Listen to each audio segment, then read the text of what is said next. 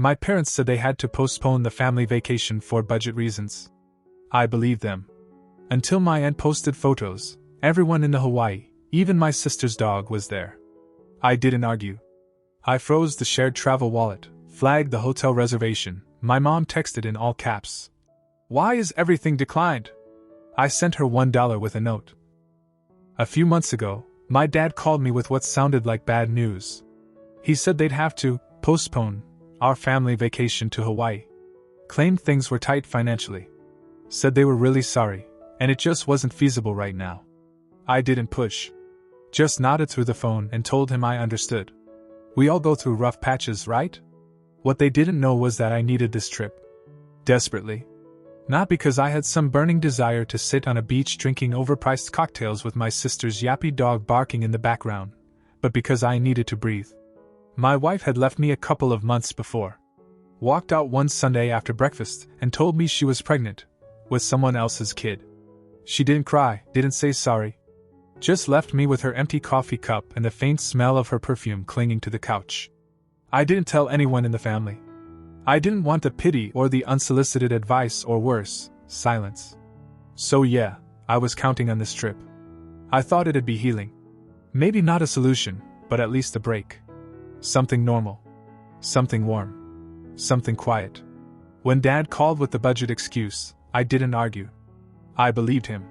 I told him it was fine, that we'd do it another time, and hung up thinking, well, at least they're being honest. 3 days later, my aunt, who still doesn't understand privacy settings on Facebook, uploaded an album titled Aloha from Paradise. I wasn't tagged. No one thought to make the album private. First picture? My parents and matching leis standing in front of the exact hotel I booked for us all. My sister and her husband clinking glasses poolside. My brother, who supposedly had a work emergency, waving from the beach like a damn postcard model. Even my sister's dog, yes, her dog, was there, tongue out, wearing a tiny Hawaiian shirt and sunglasses. I sat there in my apartment, the one that still had her clothes in the closet and her shampoo in the shower, staring at my phone in complete disbelief. I refreshed the album 3 times thinking maybe I was seeing things wrong. Maybe it was an old trip, a throwback. But no. Today's date. Fresh smiles. And absolutely no mention of me. Not even a fake excuse like, "We wish Lucas could have made it." That's when I remembered the shared travel wallet I had set up. I was the one who found the hotel deal, coordinated the reward points, upgraded their rooms, and connected my card for emergencies. Classic me. Helpful. Reliable. I opened the app and stared at the recent transactions. Room service charges. Spa treatments. Dinner for 6 at a beachside restaurant. A private boat tour. My money was still helping them relax in paradise while I sat here trying to figure out why they had lied. I didn't get mad. Not immediately. I just froze the travel wallet. Every card linked to it gone. Then I logged into the hotel booking site and flagged the reservation. Not cancelled, just flagged, something about unauthorized use and needing verification. Enough to make things uncomfortable. At 2:37 a.m., my phone lit up. Then again. Then again. First a call from Mom, which I ignored. Then a string of messages. "What's going on? Why is everything declined? Lucas, can you please respond?" And finally in all caps. "Why is everything declined? What's happening?" I didn't answer. I didn't even type anything. I just opened Venmo and sent her $1. That's all. $1. With a note that said, "Vacation looks great. Don't forget who set it up." Then I put my phone on silent, turned off the lights, and laid back in bed. I wasn't smiling. I wasn't satisfied. But for once, I didn't feel like the fool. By morning, my phone looked like it had been through a fire drill. 12 missed calls, mostly from my mom, a few from my sister, and one from a number I didn't recognize but assumed was the hotel. The texts were worse. A mess of confusion, fake concern, and scattered blame. "Everything's being declined? Did you change something? We can't pay for anything, it's embarrassing." Then, "Lucas, what is going on?" And finally from my mom, in full caps like she was trying to scream through the screen. "Why would you do this to us?" I left them on read. I figured they'd start calling other family members next, trying to stir sympathy before the truth had a chance to breathe. And sure enough, by noon I got a message from Ellie, my cousin on my dad's side. She never liked the annual family trips, said it always felt like a performance. She sent me a screenshot of a family group chat. One I wasn't in. There, my mom was saying I'd become unpredictable since the breakup. And probably needed professional help. Said I'd lashed out at them and cancelled their trip because I couldn't handle being left out. That they had no idea he was this unstable. I stared at that message for a full minute. Unstable. As if I hadn't kept every piece of my life quietly stitched together while it was falling apart. As if I hadn't offered to cover some of the travel costs after Dad hinted they were tight on money. As if I hadn't kept my mouth shut when my wife left me and then casually mentioned she was pregnant with someone else's kid. Unstable. That word hit something in me I hadn't felt in a long time. Not just anger. Disgust. They didn't just lie. They knew exactly what they were doing. They cut me out, enjoyed every minute of the trip I planned, and when they got caught, tried to turn the story into my breakdown. That's when I decided the freeze wasn't enough. I flagged every account they were using under my rewards program. Cited fraud and unauthorized use. The airline miles? Gone. Car rental? Locked. Room upgrades I had paid for? Reversed. Anything with my name tied to it, frozen. I knew it would cause hell for them trying to leave the island, but I didn't care anymore. That night, I sent one final message. It was just a screenshot of their own chat, the part where they called me unstable, and under it I typed, "Keep talking." Then I blocked my mom's number.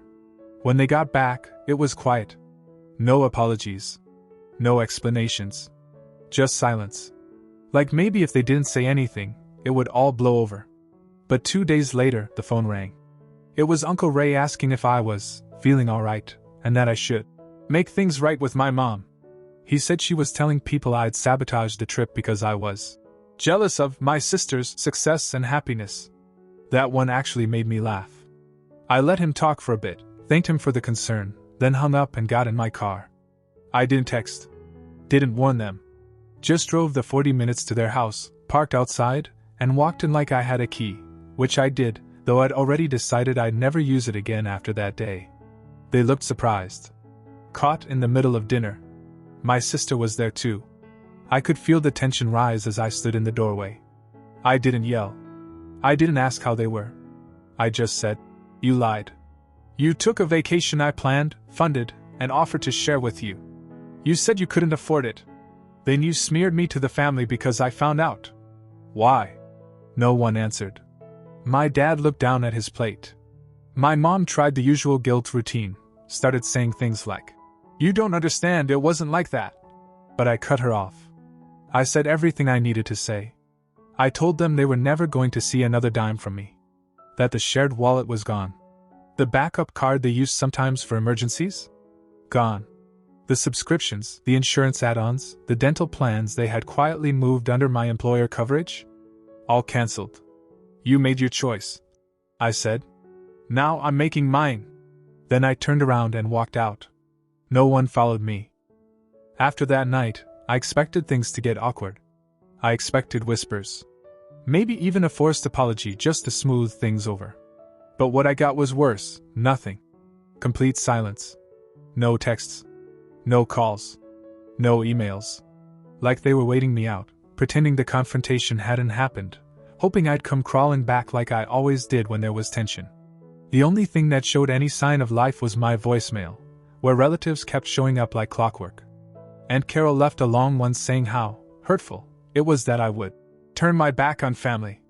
Uncle Ray followed up with another lecture about how sometimes we have to put pride aside for the greater good. My cousin Josh said he didn't want to get involved, but just wanted to let me know that my mom had been crying a lot.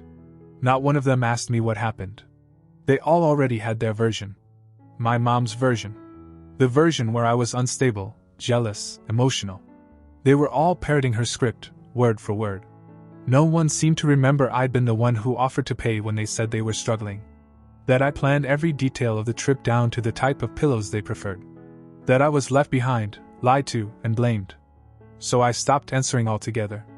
I removed myself from the family chat. I deleted birthdays from my calendar. I closed the joint account my parents used for emergencies, one I had kept open since college. I cleared their profiles from my phone's contact favorites and took my name off the spare phone line on their plan. Slowly, piece by piece, I started untying myself from the machinery that kept their lives running comfortably. But they didn't stay quiet for long. One morning, I got a call from Ellie again. She asked if I had a minute to talk. I almost said no, but something about her tone felt different. She said she needed to tell me something I wouldn't like. She was at my parents' last night. Said my mom had a few glasses of wine and started ranting. Apparently, she told everyone at the table that I was mentally spiraling since the divorce and probably dangerous. She said I stole from the family trip and threatened to ruin it out of resentment. I didn't say anything for a second. I think Ellie could tell it hit a nerve because she followed up with, "I know it's a lie. But people believe her, Lucas. She's got them all convinced." I thanked her and hung up. That's when something inside me just shut off. Some final switch. I had defended them too many times. Given them too many chances. Covered too many bills. Sat through too many thankless dinners pretending everything was fine. I had told myself, for years, that family meant loyalty. But I finally understood something. Family doesn't mean letting people walk all over you just because they share your blood. It doesn't mean being the one who always absorbs the damage. The next day, I called a lawyer. I had them draft a letter formally removing my name from any legal or financial responsibility connected to my parents. Health proxies. Accounts. Cosigns. Everything. I had it mailed to their house with delivery confirmation. They got it 2 days later. I didn't hear anything after that. Not for a while. 2 weeks passed after the legal letter was delivered. No response. Not a call. Not a text. Not even one of those passive-aggressive family group messages about praying for those who've lost their way. It was dead quiet. And honestly, it was a relief. I'd been bracing for backlash, more lies, some dramatic plea for forgiveness. But they gave me nothing. I started sleeping again. Not just laying there staring at the ceiling, but actually sleeping. I went back to the gym. Started journaling. I even reached out to an old college friend and grabbed dinner, which was the first time I'd laughed in months. Things were starting to feel okay. Then I got a voicemail. Blocked number. Transcription caught just enough of it to make me stop in my tracks. It was my dad. His voice was low, almost mechanical, but not angry. He said he got the letter. Said he understood. Then, about halfway through, he hesitated and said something I hadn't expected in a million years. "Lucas, your mom's not well." At first, I thought he meant emotionally. Guilt, maybe. Regret. But he kept talking. Said she'd been having memory problems for months. Forgetting appointments, names, places. She told someone I had moved to another state. Twice. Told my aunt she hadn't seen me in over a year, even though I was at their house 3 weeks before that. He said he hadn't told anyone because she begged him not to. Said she didn't want to be treated differently. And he didn't want to deal with what that meant. Denial, basically. He said she'd been getting paranoid, confused. That she'd rewritten this entire vacation idea in her head. Decided I was no longer part of the family rhythm, that I wouldn't come even if invited. And he let it happen. Went along with it. Because it was easier than fighting her. That voicemail messed me up more than anything else. I sat there on my couch, holding the phone like it might bite me. Because if what he said was true, then this wasn't just betrayal.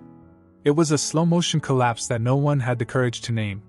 I remembered a few odd moments from the past year, like how she once called me Evan, my cousin's name, in the middle of a conversation. Or the time she asked me how my dog was doing, not realizing he'd been dead for almost a decade. But still, even if something was wrong, why the lies? Why smear me to the rest of the family? Why make me the scapegoat for something they were too ashamed to confront?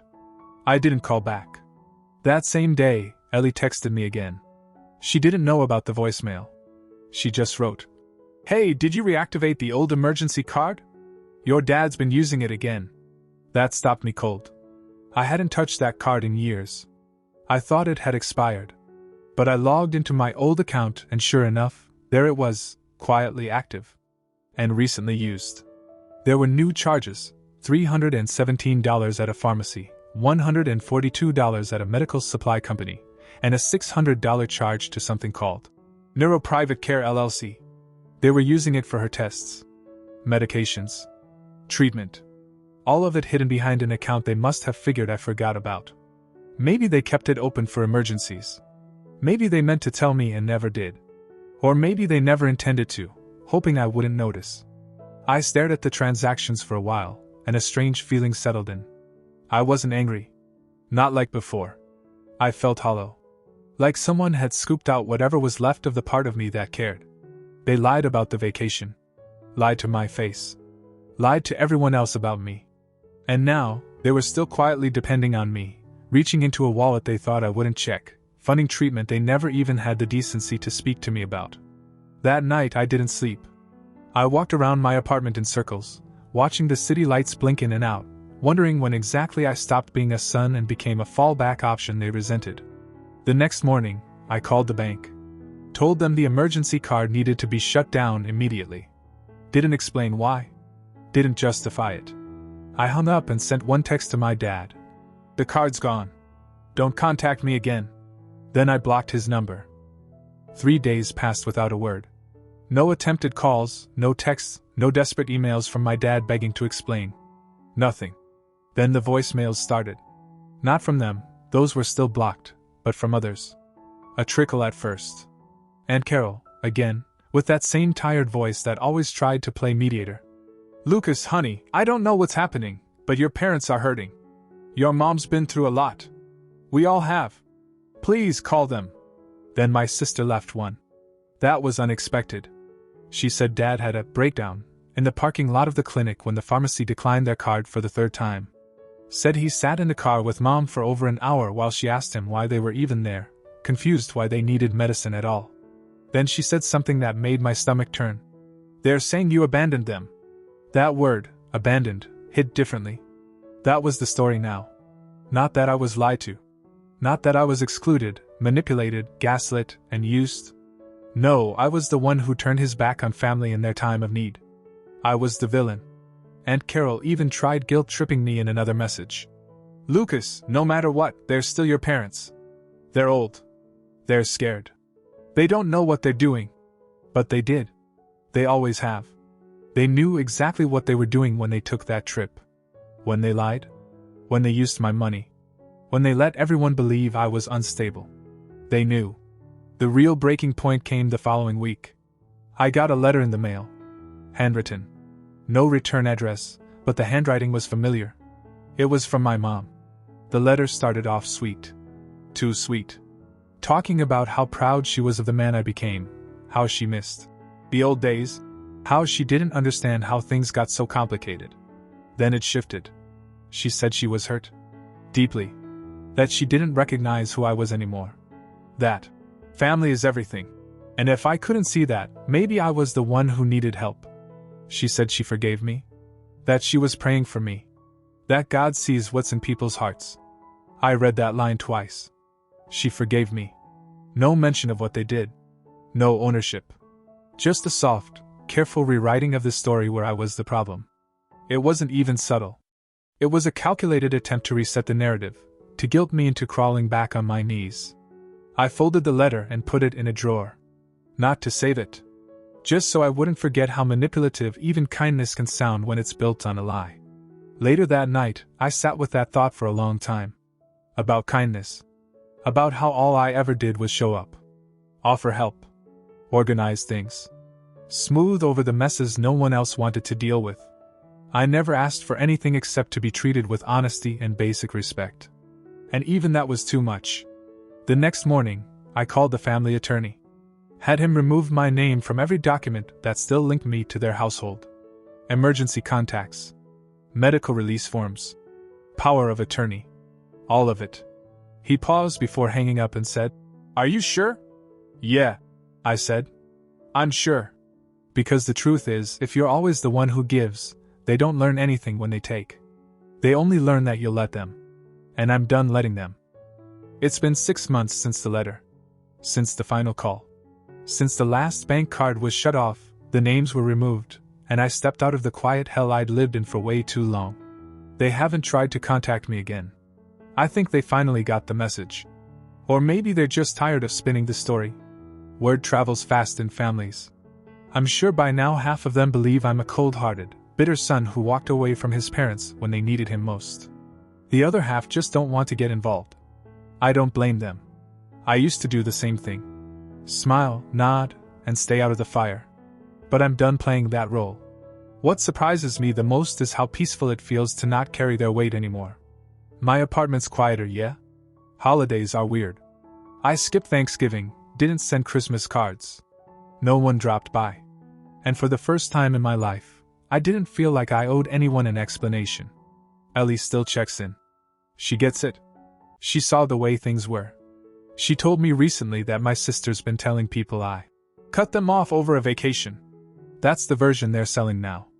That I threw a tantrum because I wasn't invited. That I blew up years of relationships because I didn't get my week in the sun. Let them believe it. I don't explain myself anymore. Not to them. Last week, I got an envelope in the mail. No return address. Inside was a photo. One of those cheap vacation printouts from a resort photographer. My mom, dad, sister, brother-in-law, and the damn dog, all smiling in front of the ocean. On the back, written in my mom's handwriting, was one sentence. "We still love you." I burned it. I didn't even think about it. Just lit a match, watched it curl, and tossed it in the sink. Because love without honesty isn't love. It's leverage. And I finally understood that. I spent too long believing I had to be kind just because we shared blood. That being the good son meant showing up, covering costs, taking the hits. But kindness without boundaries isn't noble. It's submission. And the more I gave, the more they expected. No one's reaching into my wallet anymore. No one's rewriting the past in group chats I can't see. No one's gaslighting me into thinking their betrayal was my fault. And I'm not waiting for apologies. I'm not sitting by the phone. I'm not hoping someone wakes up and realizes what they did. I've closed that chapter. No, burned it. The truth is, I'm not ready to continue maintaining family relationships with people who only see me as useful when I'm silent. And I finally understand that walking away isn't weakness. It's the strongest thing I've ever done. I really thought it was over. After everything, after cutting them off legally, financially, emotionally, I figured they'd at least have the decency to stay out of my life. I didn't expect closure. I just wanted distance. Peace. And for a while I had it. Then, 2 months ago, I applied for a new apartment. Bigger place. Better neighborhood. One of those quiet complexes with a gym downstairs and blackout curtains already installed. I was ready to move on, literally and metaphorically. But the leasing office flagged something during the background check. Not my credit, not my job. It was my listed emergency contact. It had been changed. To my mother. Without my knowledge. I stared at the email for 5 minutes before I could even react. The only way that info could have been submitted was through my old healthcare portal, one I hadn't touched since I dropped them off my coverage. I logged in, and sure enough, someone had accessed the account from a known IP address in my hometown. My parents' address. Somehow, they'd used an old password. Somehow, they still thought they had access. And they'd taken it upon themselves to correct my records. I was livid. It wasn't just an overstep. It was a deliberate move to stay tethered. To sneak back in through a technicality. To say we're still part of your life, whether you like it or not. I didn't call. I didn't text. I got in my car. When I pulled into their driveway, my dad was in the garage. Looked surprised. Tried to play it cool. I didn't give him the chance. I walked past him, straight into the house. My mom was in the kitchen. She smiled like nothing had happened. I placed a printed copy of the email on the counter. Didn't say a word. She looked at it, looked at me, and said, "We just thought." I cut her off. "You thought wrong. You don't get to insert yourselves into my life anymore. Not legally. Not digitally. Not emotionally. You're done." My dad stepped in, tried to calm the moment, started mumbling something about how they were just worried about me. I asked him one question. "Would you be okay if I listed myself as your medical proxy without asking?" Silence. I took their silence as understanding. But I wasn't done. I looked around the house, the same one I grew up in, the same one I used to help pay for when they hit hard times, and said, "Next time you try something like this, I won't show up with paperwork. I'll show up with law enforcement." That got through. I left without waiting for a response. Back in the car, I deleted every login they might have had, changed every password I could think of, and called the leasing office to correct the record. They were stunned, but understanding. After that, I finally did something I should have done years ago. I changed my last name. Not dramatically, just reverted to my middle name. Something separate. Something that no longer felt like it belonged to them. That was the last thread. And this time, I made sure they couldn't tie it back. They had their chances. They used them to manipulate, steal, lie, and twist the truth. And when I walked away, they tried to sneak in through a crack. Now the crack's sealed. Permanently. I'm not looking back again.